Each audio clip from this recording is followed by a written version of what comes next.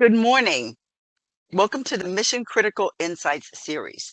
Today, we are extremely privileged to be joined by Michael Clark to discuss the evolving intersection of technology and human factors in cybersecurity. Mission Critical facilitates collaboration between academia, industry, and government to develop interdisciplinary, actionable, and peer-reviewed research focused on improving critical infrastructure security and resilience. All views expressed during today's discussion are those of the individual and not of the organization. I am Joyce Hunter, Mission Critical's Executive Director for Education and Collaboration. I have previously served as the interim CIO and the deputy CIO for the U.S. Department of Agriculture and held leadership roles within the federal government, ICIT, Lotus Development Corporation, and Computer Sciences Corporation. Our expert guest today is Michael Clark, a maverick in the space of data, future value, and digital innovation. With over 2 decades of predicting cutting-edge technology solutions, Michael has revolutionized leading global companies by consistently tackling the world's most complex data challenges. His ideas have propelled these companies towards a brighter digital future. Currently, Michael leads MasterCard's global digital transformation practice, empowering businesses to bring their digital ambitions to life so they can preemptively grasp innovation and seek the opportunities of tomorrow today. Welcome, Michael. Thank you so much for joining us. I'm sure Thank, our audience is as excited to learn from your perspective on balancing the human and technology elements of cybersecurity. no, thanks, Joyce. It's a pleasure to be here. I think this one's been long overdue, so I'm really looking forward to it. As MasterCard's global head of digital transformation, how do you see the balance between machine-driven solutions and human intuition evolving in cybersecurity? I think it's a great question to start off a podcast, I think. If we think away that a lot of the technology is gone, particularly with AI and automation, we seem to be losing the human element in a lot of this. But we also forget that the technology is moving at a rapid pace, but we're not. There are a lot of skills that we don't have today that have a bearing on our ability to spot cybersecurity threats, but also be able to respond to them. So I think the balance is really, I wouldn't say it's a balance, is how do we shift the balance more to the human rather than the machine is more of a different way to look at it. It is because we've tried for many years to hold on to the technology as the answer to the problem. But actually, some of it relies on the person's ability to be able to spot cybersecurity threats in the first place, which is becoming even harder because of our literacy skills and various other things. So I think the balance is crucial, but I think I would look more to say, well, how do we shift the balance back more to the human side and then use technology as enablers? So I think it's AI has kind of woken us all up to have a new debate about technology and particularly how we protect ourselves. Well, Michael, you are singing my song because I have, for the last 5 years, I think, been advocating for the fact that humans are a critical infrastructure. And you emphasize the importance of empowering the human element. Can you elaborate a little bit more on how you would recommend companies foster a culture of cybersecurity awareness among its employees? So a lot of companies have done some great things, right? So they do have awareness programs. There are videos which educate people on why security is really important. I do think, though, there's responsibility to look at it outside of work and in everyday life. I think we have a tendency when we go into work is we think we're protecting the company's assets, but we're not also doing enough to educate them as just everyday people who are going to leave that office at 5 o'clock and suddenly have a message on their phone and may think, well, this is not work. My brain is still in work mode. What do I do now? So I think we need to do a lot more. So a lot of amazing things have been done inside a business. There's constant training. There's, they try and catch people out, which you can agree with or not agree with in terms of pressing the wrong button, but it does keep you up to date. It keeps you on your toes. But then there's that complacency because once you leave the office, you suddenly completely forget all of that. And actually, that's even more important to start thinking about cybersecurity is when you leave the building, because technology is all around you. So I think we do a good job. A lot of companies do, and they take it very seriously when it comes to inside the business. I sometimes wonder, do we do enough for the customer, and also the individual as a human being, rather than just someone who works in a company, and that's all that matters when it comes to cybersecurity. That's interesting because I just came back from facilitating uh, a forum out in Arizona where the people that I was talking to were the CIOs, the CISOs, and the CFOs in relationship to the SEC ruling. And interesting talking to them about the different ways and levels that they have to approach cybersecurity culture and education, particularly at the board level. So we know that organizations have to ensure that all levels understand their role in cybersecurity. But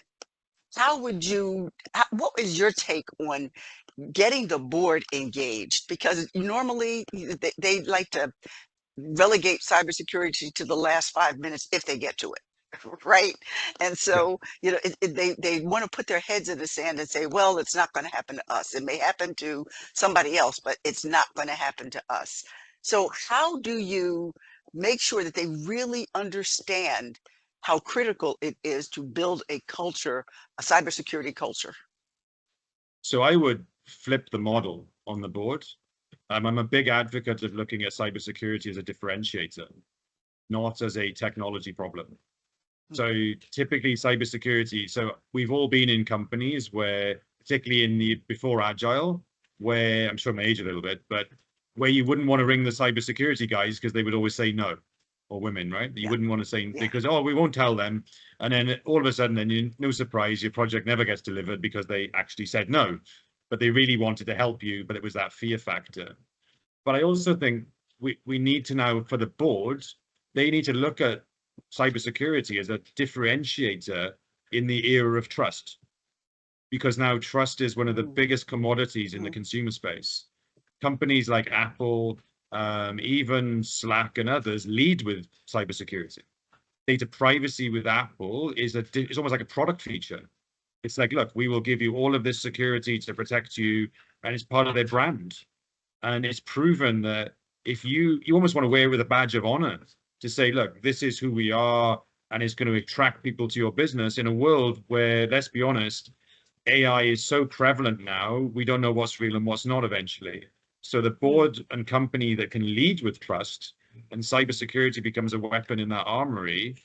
Not, and then when you go back to the business, you're saying to your people, you're saying, well, trust is now part of our vision, and cybersecurity is part of our business. So we want you all to be Mhm. good at this because at the end of the day, it benefits our customer. So I think the way you get the board to think about it is it's not a technology problem to keep the lights running or protect the crown jewels. It's really about, yes, that's important, but how do you leverage it as an asset, to actually encourage trust and buy-in and sharing and consumption?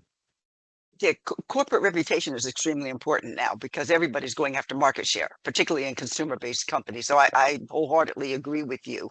Um, so I think you answered the question on sharing specific examples of human-centric strategies and how they have contributed to the company's overall digital security. I think you just answered that question. So let's talk about what approaches that you have used in the past, whether it's, with your current organization or not, that have helped shape cybersecurity initiatives, particularly in the context of integrating human and machine capabilities. So I think within organizations, part of it is also making it part of the product teams themselves. So whenever I've delivered products in the past or even advised companies on how to do this. First of all, is you make your cybersecurity team part of your product team or part of any initiative. Um, but at the same time, you almost make that human-centric side part of your cybersecurity policies and principles, because you almost want to put the human factor in a leading before the technology. Because if you look at most cybersecurity policies, they're very technical led. So by having the right people around the room, how do you start embedding the human elements that matter into an existing policy? So now it becomes more humanistic with technology. So there's that balance you asked me at the very beginning. Um, And then it's, of course, involving those teams amongst a cross-functional team of people when any initiatives happen or any projects. So there's big parts of that. And like I said in my differentiator comment, where I've seen it work really well is if it's part of a communication outwardly to the customer and internally, because then you get organizational buy-in. And I've seen many organizations, like I used Apple as an example, where they've actually used it on their website and also becomes part of people's KPIs. So how do you make cybersecurity a KPI of the business? Not, again, we seem to look and almost publish your KPI. Again, trust as a differentiator, badge of honor, 99.9% secure, these many accreditations. And in Slack's case, they even charge you a premium feature for extra cybersecurity. So a lot of this is about, in organizations where I've seen it done well, is they actually make it a KPI. They make it a board level concern. They make it part of everybody's objectives. But at the same time, they lead with it in the organization as part of a key cultural piece. What you don't want it to be is just an ongoing training that everybody has to do, because then people don't take it seriously. It's just like, oh, I'll do that later, and I'll come, I'll do it again. That doesn't work unless it's part of the organization's business objectives over the next 12 to 24 months. And then it's part of everybody's cadence rather than it gets bundled in with all the other policies and training things that people have to do in a business. Yeah, the standard CBT and check the box is no longer applicable anymore because people just breeze through that and then take the test at the end and they pretty much guess at the answers. They're not really into or really understand exactly what the questions mean. So I really agree that these, tabletop exercises, no CBTs, and actually get the board involved. There is a major organization whose chairman participates in their tabletop activities. I think that's absolutely fabulous because not only does it show outside people that the chairman of the board is interested or the CEO has a vested interest, but it also shows the employees that if they're taking the time out of their busy schedules, then they can also do the same thing and put forth the same kind of effort. Yeah, totally agree. So what key challenges, well, let me ask this. With advancements in AI and automation, how do you foresee the role of human oversight and decision making? When do you have, what stages do you have people involved? That I know you said at the very beginning they should be involved, but in what iterative stages as you are developing the software, if you're going to do software security by design, where does the human come in? At the very beginning, there's no buts about it. The human actually is probably going to be the ones defining the rules that AI will execute. So the human in the loop from the cybersecurity design, it's a human-led cybersecurity, but executed by artificial intelligence. Because that way, and then it doesn't end there, because then the human in the loop is also monitoring the performance of that cybersecurity. So what we can't do is fire and forget and hope it works. So you need the human involved to actually, because at the end of the day, the human is going to bring the things that a machine doesn't have, which is the emotional element, the empathy, and all the things that human judgment that just a machine just can't do.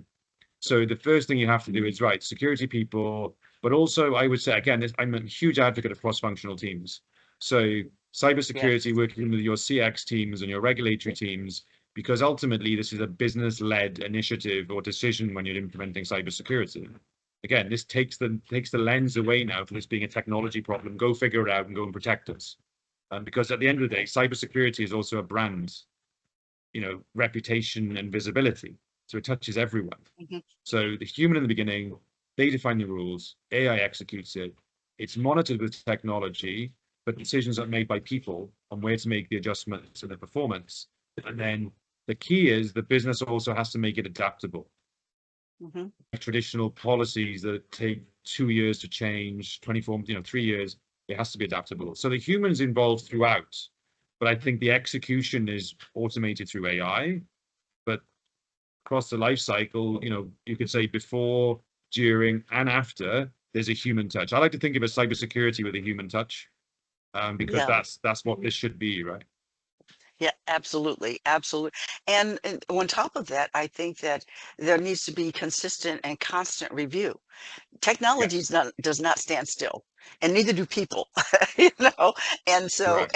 as you are implementing or integrating these AI solutions, even though they do have that human element into it, there should be constant review to make sure that it's still doing what you promised that it's going to do, especially in uh, public facing organizations. Correct. I think you have to be mindful as well of, is it making the right decisions and actually excluding people for the wrong reasons?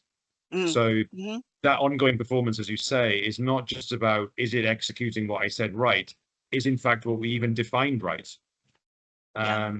Because had we not thought about that type of individual and we're excluding them because they may be showing the behavior that we thought would be exposed, but we're not aware of the situation of that individual. So Hmm. we have to keep, as you say, monitoring to spot those edge cases, but also spot things that we hadn't thought about that we need to protect. Yeah. And some of those are the key challenges I am sure you have encountered when you're integrating human factors with machine-driven cybersecurity solutions. What are some other recommendations that you can help organizations overcome those challenges? The big one, I think, is the elephant in the room. Maybe there's two, critical thinking and data literacy. Those two, for me, are the biggest elephant in the room that exists in this decade and probably decades past gone. Um, we live in a world now where people's attention span is 8 seconds. A goldfish is 9, believe it or not. So now we are, because of the nature of how dependent we become on technology and our attention spans, we just Yeah. don't look at things anymore. We accept what we see. And the worst thing is when we do see it, do we have the ability to interpret what we're seeing?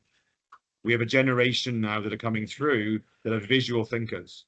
They take things for granted and they assume it's right. We have children who are leaving school who don't know the world that is, only the world that was. And they Yeah. don't have the ability to reason or debate or think critically. Mhm. So businesses have a huge opportunity, and I would also say a responsibility to make sure that not just themselves, but their customers are equipped to actually spot these things and almost be that second pair of eyes for the business. Because the last two major cybersecurity attacks around the world were because of human error.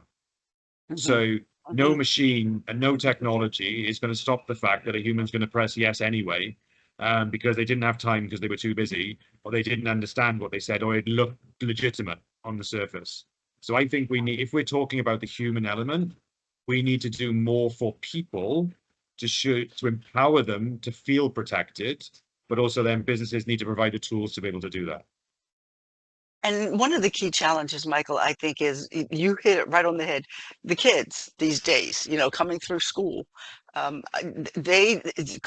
critical thinking is not on their agenda, and I find that funny that a goldfish's memory is 1 second more than a human being. That's saying something. Um, so how do we influence the school system? I mean, most of school systems are still teaching 21st, 22nd century young people with 19th century methodology. Correct.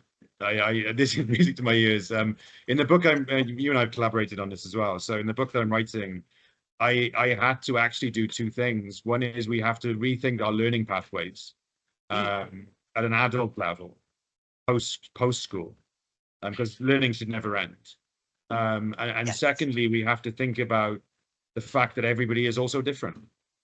Our school system today, the success is based on whether you tick a box and pass a test, Mm, not whether you could actually think and reason and prepare yourself for the world.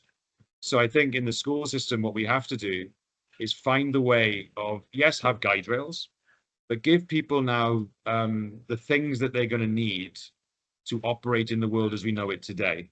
But at the same time, have access to the abilities and things that you need to be able to access that uniqueness, but also be able to operate in the world.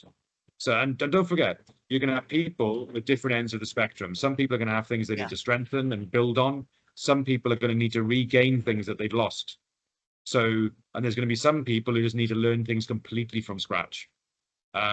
Because today, if you took probably a load of 12 to 15-year-olds, I bet you they don't know about many historical events. No, From no. 1980, 1990, they probably don't know. And that's a Mhm. problem, because when AI starts serving up information on the past, if you don't know and you're not curious enough, which is another thing we need to rebuild as a muscle, you're never going to question it, and you're going to assume that Nelson Mandela was probably born in Hawaii and that's probably fine. Right? That's your edge case example, but this is the reality of the situation. We're stopping teaching kids at the Industrial Revolution, Yeah. and they know nothing about 1980, 1990. But I think the other thing in the room is we need to also ask their opinion. Um, Yes. and, we Yes. present them a piece of history, but we don't say to them, well, given all the facts on the table, what do you think?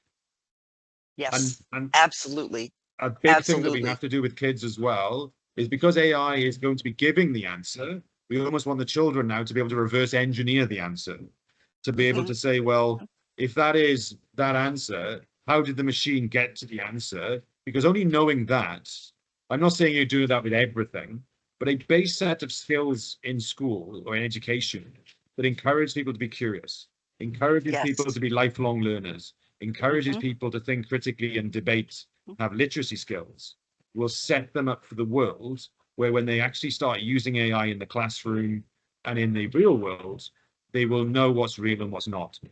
And I think Right. that starts at the beginning, but then we mustn't forget there's the fact that people are also living longer.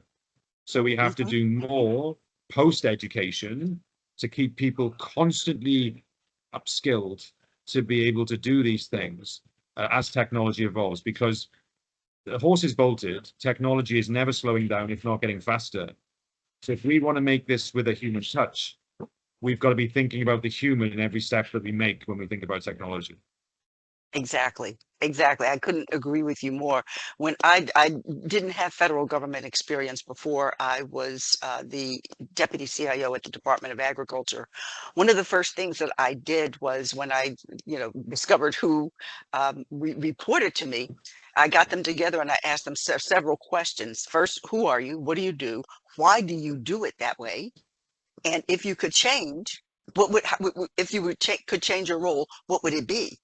Nobody had ever asked those two last questions.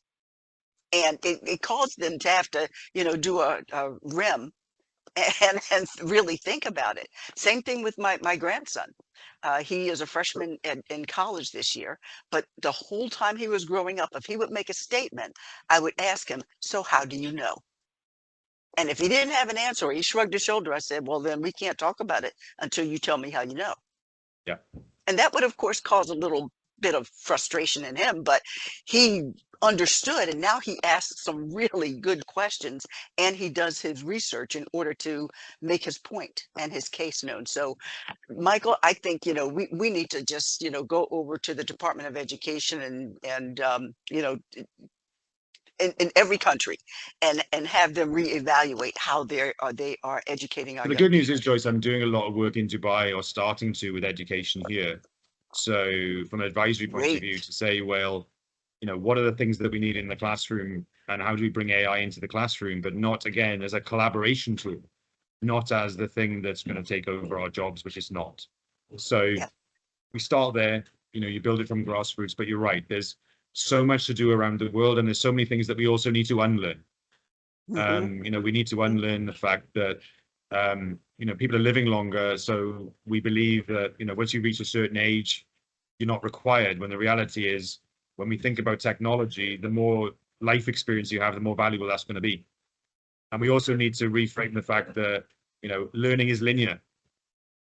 We truly believe that you follow this line and that's what you're going to be for the rest of your life, but that's not how it works. We Hmm. need people to be adaptable and more fluid, almost polymath-like, so they can adapt and adjust and be fluid as technology evolves around them and requirements change. So with education also becomes a lot of unlearning that we need to do. And that takes time. The things that we're talking about could take 2 years to make a precedent by law, but the reality is it's probably going to take a decade to change a mindset, but that's fine. Yeah. You do it iteratively, but if you come at the end of it, you lead the world with schools now operate in an area where they're advancing humanity rather than passing tests and Yeah, hoping to get people into the workforce to get jobs. What we really want people to do is join the real world, as I say, after education, and be there to make impact and have the tools they need as young adults to be able to operate and know what's real and what's not, and have the confidence to use technology without having to worry about their privacy or their security. exactly. Exactly. So, we talk about all of this and it's wonderful and it's great, but you know what? Some organizations are going to say, so how do I measure success? How do you measure success in human-centric cybersecurity initiatives? What metrics are most indicative of a well-empowered workforce? I think the obvious one is your cybersecurity attacks go down. I think that would be the good one for me. Is that if these goes down, that proves you're doing something right. It's like having a complaints department tells me you don't understand why you have complaints. So in your cybersecurity world, look, if your measures of success are proving, it's good. I think the other is engagement. Is your organization actually engaged? And I don't mean did they all log on and pass some training? Are they advocates of security? Can you measure their engagement in some of the tools and things like that? And also board buy-in. Are the board talking about this? Are they Mhm. communicating it? Because when I say, I always worry when we try and measure things, because we also lose sight of some of the things that are quite powerful. Like having your CEO stand up in public and talk about the importance of security, not as a protection, but as a differentiator, is massive. That demonstrates to me that the board now is treating this as much as it does any other product in its business to drive Yeah. its revenue and its identity, right? So Mhm. but I Mhm. also measure cybersecurity by customer engagement. So how many more customers did you start to get because of your approach to cybersecurity? So there's the cultural internal dial, which is the usual metrics, but I think there's also how much your brand is being amplified because of those things and your engagement in the end consumer. I think businesses, if they're doing this right and they're putting a human lens on it, they almost need to put some human metrics in here, but also measure it from the outside in as well as the inside out. So if I was starting again with any company, I would first of all start from the measures from the outside. And I would Mhm. say, well, what does security mean for your customer? What's important to them and how do we measure that? Because for me, that's success. And then how do that you take those back in the business and they become some of the KPIs inside the business because that's what matters to our customers. And then on Mhm. top of that, what do we need to do inside the business then to measure and grow engagement? But if you're going to bring this as a human touch, you've got to start with the person. And in most cases, that's the person using your services. What do they want? What does protection mean for them? Of course, you're not going to take everything because if you ask them, the Henry Ford analogy, we'd have a faster horse. But I'm sure they would give you some meaningful insight and things that will be obvious to you because you're looking through their eyes. And Yeah. then that gives you a Yes. set of KPIs inside the business. Yeah. And what advice, you started on the advice part. So what would you offer them looking to blend human intuition with machine-driven cybersecurity? What advice would you give to organizations who want to build a robust implementation of this? So I always like to think of things, well, first things first, I think we've touched on it quite a few times in here. The first is elevating this to a board level conversation.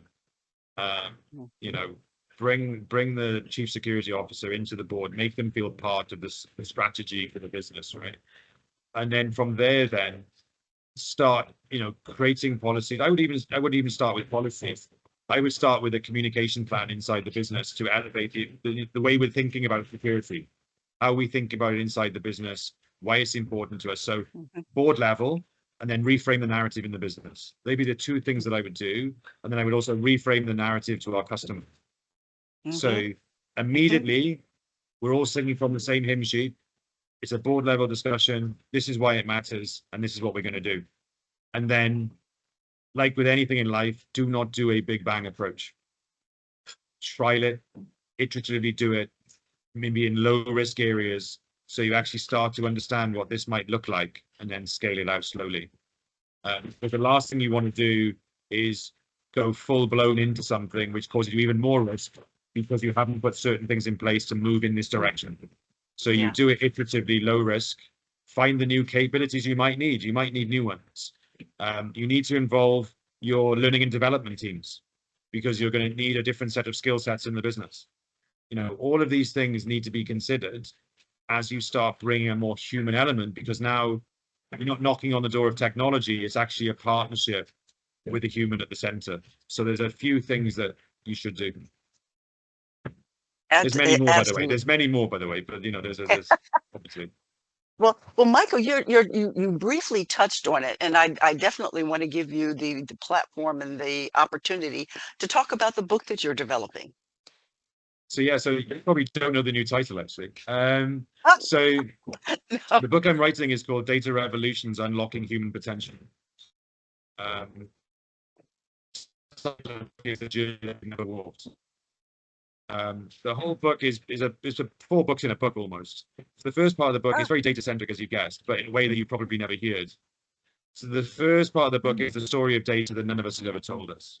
So the things that we've all, it's not a bash on big tech or anyone. It's the point that the decisions that we made around data means we've all missed out. It's 2024, not a single person has a single view of their health. If I then take the second part of the book, it's the guidebook. How we changed. So that second part is actually how three things. Effectively, what do I talk about? The first bit is the new learning pathways for people. So the areas of potential, the things that make us unique, and all the things that you and I just touched on, I list out to say, how do we learn these things? What are the 6 or 7 critical things that we need in our life, regardless of where you're from? What do I need to unlearn? And then how do we become fluid thinkers and multimodal learners? And then what is the future of work? Where we need new competency frameworks because, and all those things. The second part then is, the second part of the book is how we reframe the role of AI. So actually what I'm talking about is collaborative intelligence, because machines bring the knowledge, the speed, the automation, people bring all the things that make us human. And the thing that binds both of us is our data. When you combine those two things with a human, we create an intelligence-based economy where machines and people will generate data to create intelligence for people, but people will also give that data back to an AI to improve it. And then the third part of this puzzle is to turn data into a real-world asset like water. So what does that mean? So now, in this part of the book, I talk about why it's an asset, what you can use it, and how you can use it. But more importantly, how do you value it? How do you regulate it? What are the laws? And then what is the new school's curriculum that you need in place to actually change the way the kids think so they can actually use their data with an AI and they know what's real and what's not. There are new accounting standards in there and various other bits and pieces. So you have the blueprint to make data a real world asset like water, which means a few things. It's appreciated for the first time because data is a cultural asset that we keep deleting. Secondly, people will be empowered to own it, which means with their own AI, with the right education system, we will finally unlock things we've never been able to do before. Connected healthcare will be one. Then the next part of the book then is all the use cases that are now possible, and also a model that makes all of this possible. The ability for someone to store their own data on their own device with their own AI and turn that into value and share with other people. And then the use cases span, you know, connected healthcare, new forms of utilities, the power of community with shareable data in a very secure way as an asset, and eventually then the 8-point plan for government. Now, the exciting bit is I'm working with governments around the world to do this, to actually turn data into an asset. When I say an asset, I don't mean something you monetize. Data is an incredible asset because it's a store of value and a utility. So you imagine people being able to use data for themselves, to protect themselves, all of those things, to actually make their life better, but importantly, to unlock human potential. All of us never reached it. We guess things, we look at supplements, we just don't know. Because our data's there, we just can't get to it because it's siloed. 97% of healthcare is never used. So this book is really what it's setting the precedent to do is say, look, we now have the means as Hmm. nations, as businesses, we just need the will to be able to use our data with an AI, managing our value and identity to basically unlock things we've never been able to do and giving data access to everybody globally. Because why? Because now data is a national asset. Everybody Yeah. should have access to it. Less developed nations are not less developed. They've just figured out better ways to do things without technology. That's data that we need to enhance our Hmm. healthcare system, Hmm. our educational system, and everything else. And that's really the Hmm. purpose of the book. And one of the things that we did, that was the whole purpose behind the start of data.gov, so that Yeah, the government data could be unlocked and be able to be harvested by the average person. And yeah, even with agriculture, I was working with, that's how I got to Dubai. I was working yeah, with some of the government officials over in Dubai and South Korea and South Africa in trying to, coordinate and collaborate on agriculture data that they could be yeah, used. I don't know, for some reason, unknown, people, and that's what typically happens, right? People get all excited about something, they work on it for a while, and then they go off to the next shiny thing. I think that there are current silos that are available that should be opened back up again because the data is there. It's just yeah, people just need to know where to get it and how to use it. yeah. Which is the purpose of the book. So the book gives you the model to do Great. that. And the other Good. thing that was done purposely, this is not a bash on big tech. The point here is even they've missed out because Yeah. actually, the big tech companies only know the people in their ecosystem. They know nothing Hmm. about my life outside of that. If all of Hmm. that data was connected and it was treated as an asset, then those companies could be twice as big. The point is, this is about empowering people, organizations, governments, all of us to reach our full potential, which we've never Hmm. been able to do. If you'd have asked me this question 20 years ago, I'd have said we can't do it. Today, we have all the technology at our disposal to do it. The question is now, can we now make the leap and stop talking about data privacy and start talking about ownership and choice and Hmm. elevating the role of data as almost like a national asset to Yeah. say this is our history, but this is also who we are and potentially who we're going to become. And this is really the whole point of all of this. And cybersecurity is one of the beneficiaries of this because as Hmm. data literacy Hmm. improves, because guess what? If data is an asset, that means as a nation, we appreciate it and we value it and we want to give everybody access to create it because that Yeah. data will empower everyone. And if everybody's empowered and everybody has literacy skills in the next 10 years, we'll see another conversation about cybersecurity, a better conversation. Absolutely. And you coined something, and I would suggest, Michael, you run, not walk, to get this trademarked. But collaborative intelligence. I like that. I Yeah, like that because instead of artificial intelligence, which right. gives people the heebie-jeebies, and we're talking about the human factor within technology, then collaborative intelligence makes perfect sense. So the book So has I the book will wholeheartedly effectively invite you to do that. yeah, no, I probably will because the word actually leads into an economy. So the whole book Mm. actually combines into an economy where intelligence becomes a thing that we share around with each other. Um, it's Hmm. another, if you think about it, it's another flow into our economy. So this isn't Yeah. really to say, you know what, we need a new economy. Well, the economy's struggling, but we just need to advance that economy and maybe think slightly differently. And maybe data has a role to play in that through collaboration and sharing and building on Hmm. intelligence between people could lead us to, for example, a lot of healthcare can be avoided if we could actually not focus on the cure, but more prevention.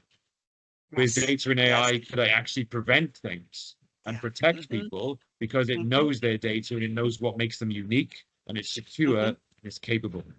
So that was Yeah. really the model in the book, the regulations, the laws, everything in there. The intent was to reframe the narrative and not look at data as bad or a privacy problem, because it never was. It was once a cave painting and it defined the relationships with our families and it was a link to the past. It's Hmm. now time to look at it that way again and use this moment of AI as a wake-up call for everybody, and not in a negative way, but to say maybe we need to think of things slightly differently so we get a better outcome. Absolutely. Collaborative intelligence, folks, remember that. I'd like to also thank our audience for joining us. Michael, when is your book going to be published? So slated for next year, we actually did, it's very cool. So I'm at the Web3 and AI Summit here in Dubai, so I'll give that a plug.